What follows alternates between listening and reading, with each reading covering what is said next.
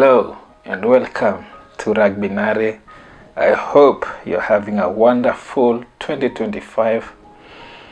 This year I'm looking forward to a wonderful rugby year, international rugby, club rugby, and on that note, today we are looking at the 2025 World Cup qualifiers.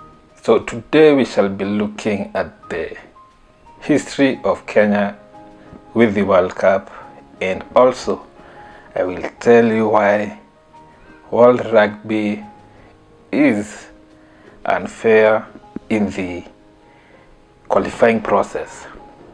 But before we get to that particular note, let's begin by looking at the Kenya's history with the World Cup. Now, our history with the World Cup is not very good because we've never qualified. We've come close a few times, but we are yet to get over that hurdle. We are yet to get that qualification. I think this is the biggest hurdle that we have in our international rugby, because when you look at other things we've achieved that we've made strides. In other words, for instance, we've won a tournament, a HSBC tournament, like you can see, the famous Singapore Sevens. You can see it over there. We've been to the Olympics a few times now, but the World Cup has evaded us many times. Now, our history with the World Cup, as you can see, is that we've participated in quite a number. Actually, we've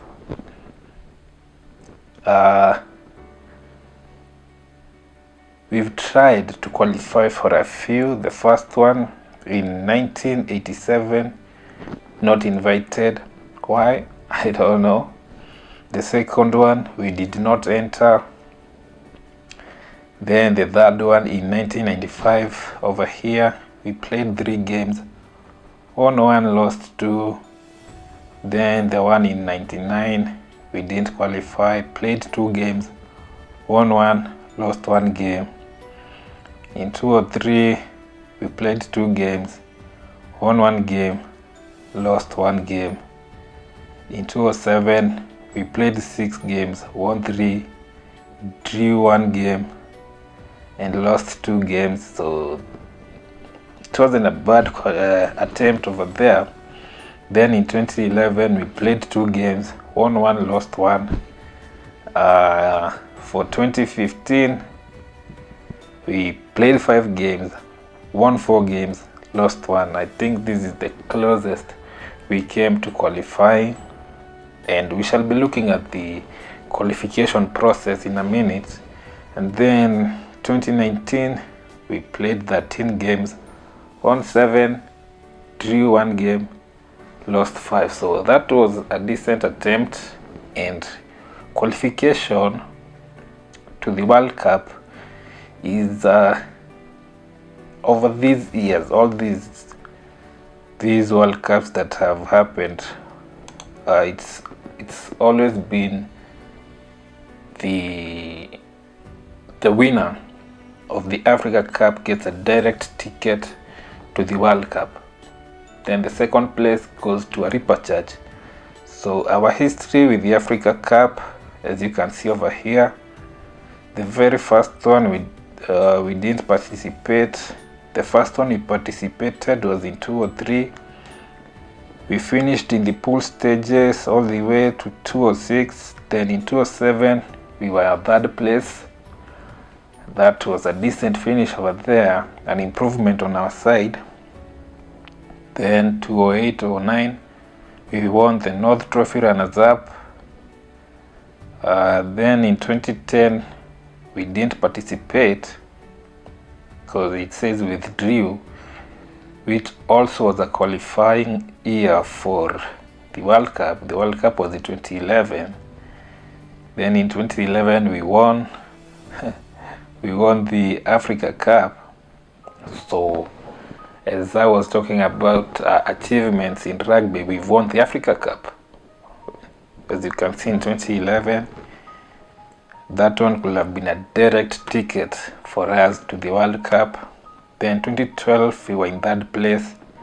2013 we won Africa Cup again. So our history with the Africa Cup is decent. We've won it twice. Then 2014 third place, 2015 third place, 2016 all the way to 2022 we've been second place. We've been getting to the finals but not winning it, and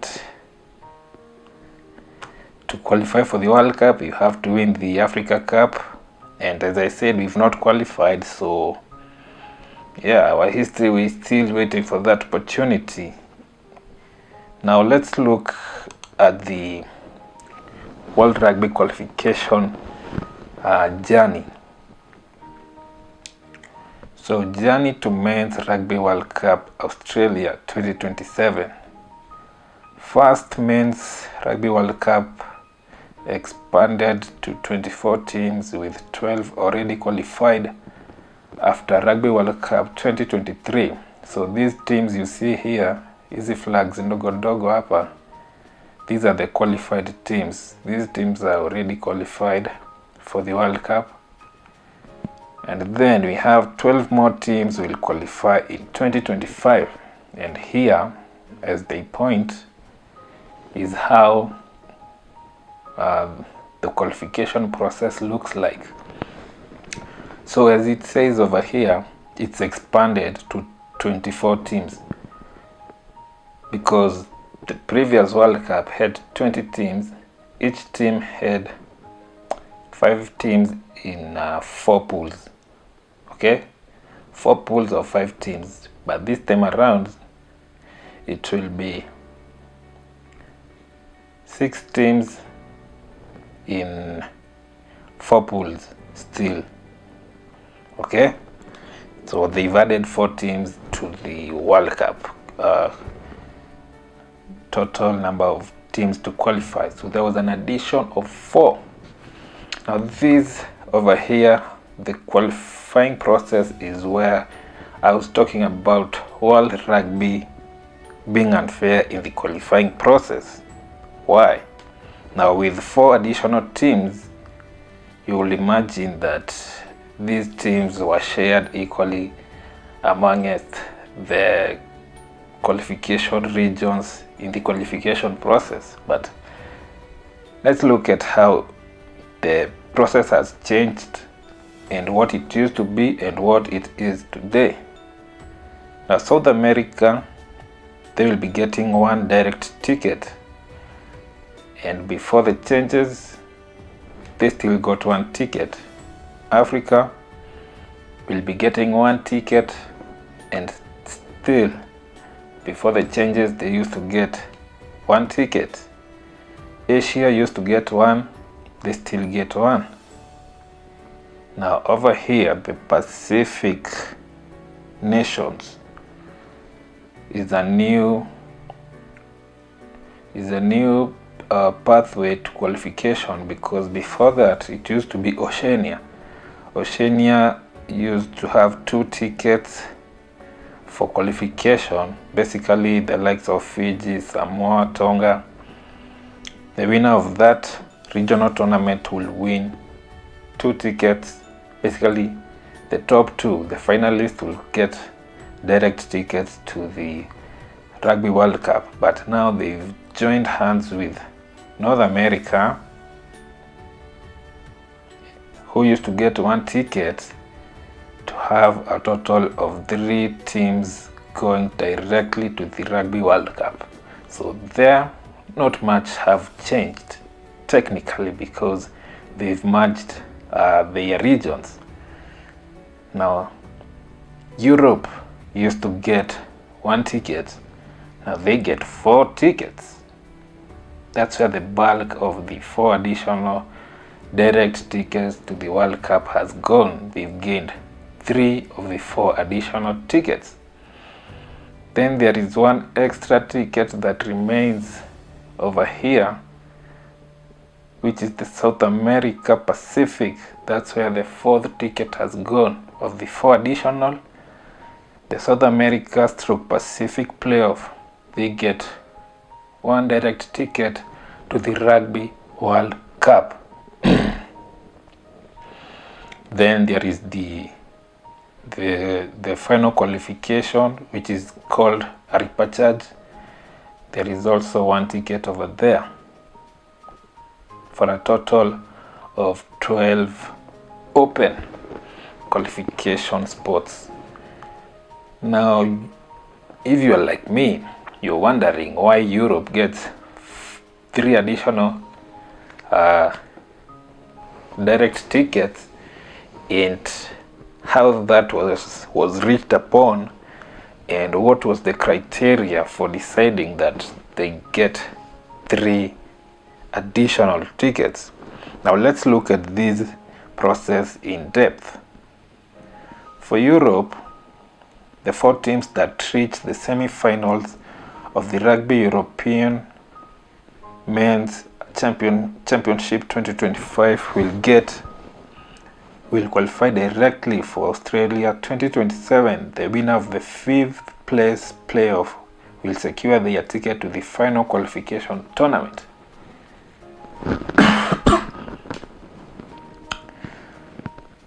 So here are the teams: Belgium, Georgia, Germany, Netherlands, Portugal, Romania, Spain, and Switzerland. 4 of these teams will get a direct ticket. As long as they reach the semi-finals, they are in the World Cup without even having to win the semi-finals or anything. Just make it to the semis, you get a direct ticket to the World Cup. So 4 of these 8 teams have a direct ticket to the World Cup, which used to be 1. Now I'm wondering which criteria they used to give them 3 additional tickets. Asia, the Asia Rugby Men's Championship 2025 winner will qualify directly for Men's World Cup 2027, with the runners-up progressing to the Asia Africa playoff. Now for Asia, they have Hong Kong, China, Korea, Malaysia, and United Arab Emirates. So giving them 1 ticket for 4 teams, that seems fair, because it's only 4 teams.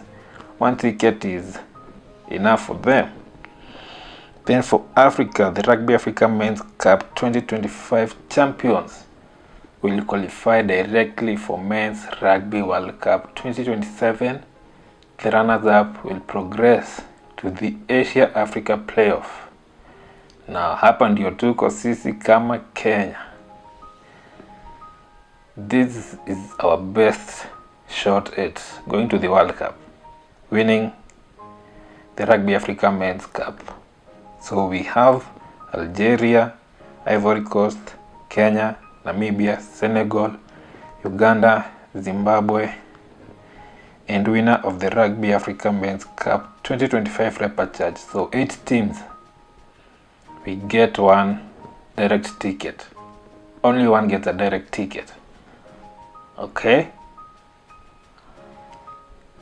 Then South America, for South America Rugby Championship 2025 winner will secure their place at Australia 2027, with the runners-up qualifying for the South America Pacific playoff, and the 3rd place team joining the lineup for final qualification tournament.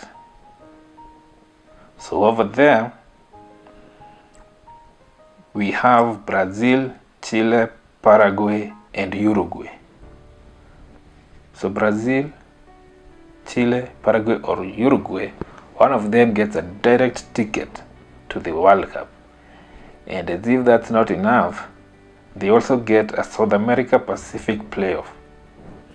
And if you win that one, you get a direct ticket to the World Cup, and then the third place team will join the lineup for the qualification tournament. 4 teams getting all those opportunities, but for the African continent gets only one direct ticket to the World Cup. I don't get it. Pacific. The best 3 teams of the Pacific Nations Cup 2025, other than already qualified Fiji and Japan, will punch their ticket to Rugby World Cup 2027. The 6th place team will join the South America Pacific playoff. So Pacific over here we have Canada, Fiji, Japan, Samoa, Tonga and USA. So other than Fiji and Japan, so they don't count in these three tickets to the World Cup. So Samoa, Tonga, USA and Canada, 3 of them will get a direct ticket to the World Cup. So basically here only one team will be left out, and not only will they be left out, they get yet another opportunity for a direct ticket by playing in the America Pacific playoff. Now let's look at the South America Pacific playoff. A home and away playoff between the South America Rugby Championship runners-up and the team finishing 6th in the Pacific Nation Cup. This one here, the 6th place, okay, the only team that would qualify in this Pacific Nations Cup gets an opportunity for a direct ticket here. 1 in 2.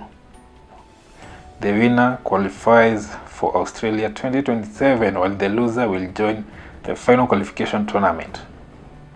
As if this second chance was not enough, if the team loses, if one of the team, basically the loser in this South America Pacific tournament, still gets yet another opportunity for a qualification. They come down here. At that opportunity, they play their tournament, then they get a South America Pacific playoff. Then if they don't get that one, they go yet to yet another final qualification tournament. Like, how many opportunities can a team get? But for the African continent at large, the continent with the most talented players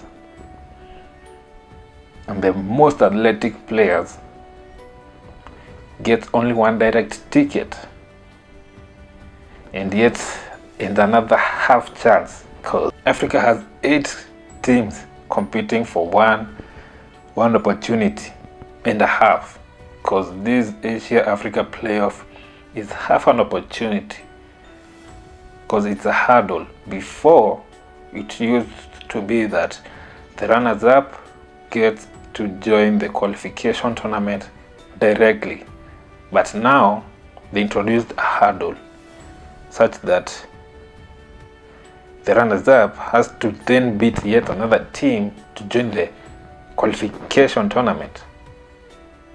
And this is where I was talking about World Rugby being unfair in the qualification process.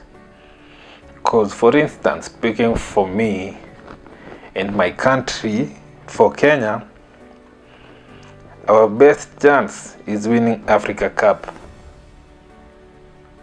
And if we don't win Africa Cup, our next best chance is, first of all, being runners-up. And being runners-up is not enough. We have to then beat the runners-up of the Asia Rugby Men's Championship.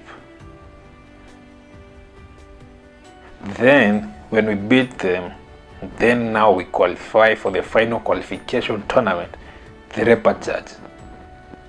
And that is not a direct ticket. We now have to play in a round-robin tournament, as it says here, final qualification tournament. The final qualification tournament will comprise one pool of 4 teams playing in a round robin format, with the winner on competition points qualifying for Australia 2027. So we have then to compete with 4 teams so that we can get the only remaining ticket.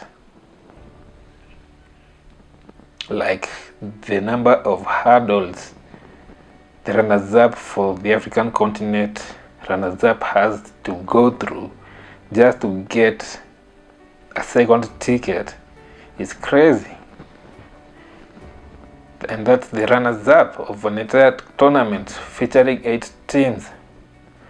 But if you look at the other teams, they get multiple chances, as we've talked about.